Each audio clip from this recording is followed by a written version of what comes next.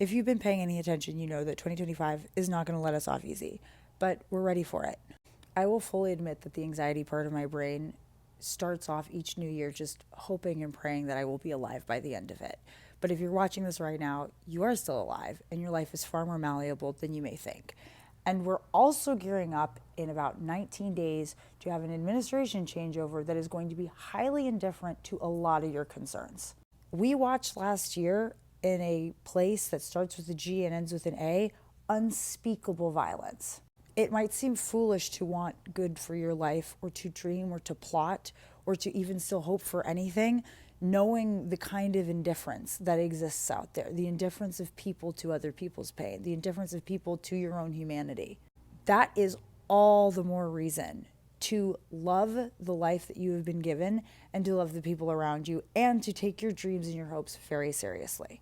And guess what? It's not going to happen because you're more disciplined or you have a diet or you have an exercise routine or you bought a new 2025 journal.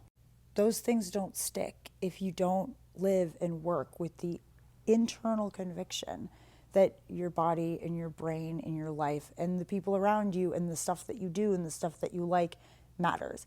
The way I go through this, especially as somebody who has lived with almost debilitating anxiety, is I tell myself what I have come to realize is true, that God is not indifferent to me and God is not indifferent to you. I don't mean necessarily like the white, blue-eyed Republican Jesus. I'm talking about the God that I think of when I see a special kind of seahorse or a certain kind of animal that is insane, or even that French bulldog over there, right? The power and the force that is greater than the indifference of our elitist class systems, our healthcare systems, the incoming administration, or any human power, any human indifference that has set up society in a way to dishonor the humanity in you and the humanity in other people. I think, just dropping into my Christian tradition here, we have confused human indifference with God's indifference. We have acted like other people's actions and other people's power is the final say in anything. There is always an opportunity and there is always a chance to speak back to that. Death does not have the final say. And this kind of hopelessness where we sit and we don't do anything and we choose apathy, it's not an option. It's definitely not the only option. For your personal Black Project 2025 to be successful, for you to have a year where, in spite of whatever else is going on, you're still chasing after good things for yourself and other people, it's going to require this deep-seated conviction that it matters, that you matter.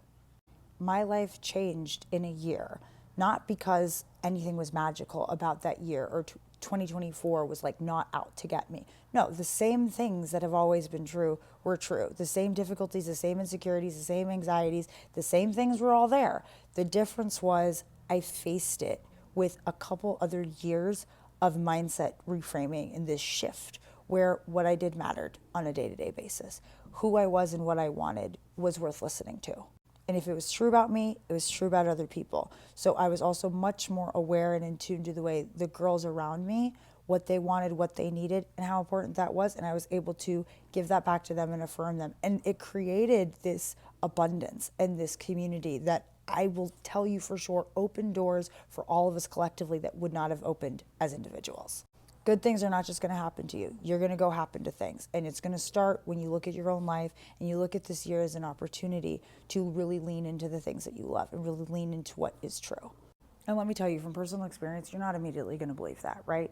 You have to show your mind and show your body that this is true by action, slowly. Drinking water, sleeping, taking your meds, listening to yourself and not just batting the first dream or hope away the second it bubbles up. Give yourself the respect that other people are not going to give you, that this world is not going to give you. Do that slowly, and over time, you will see a difference. And even if you don't believe it yet, just act like it's true. Act like I think you matter. Act like God thinks you matter. Act like the individual, amazing person you are in ways you're not even fully aware of yet is worth listening to. Also, let's be real, this could be the final year we're on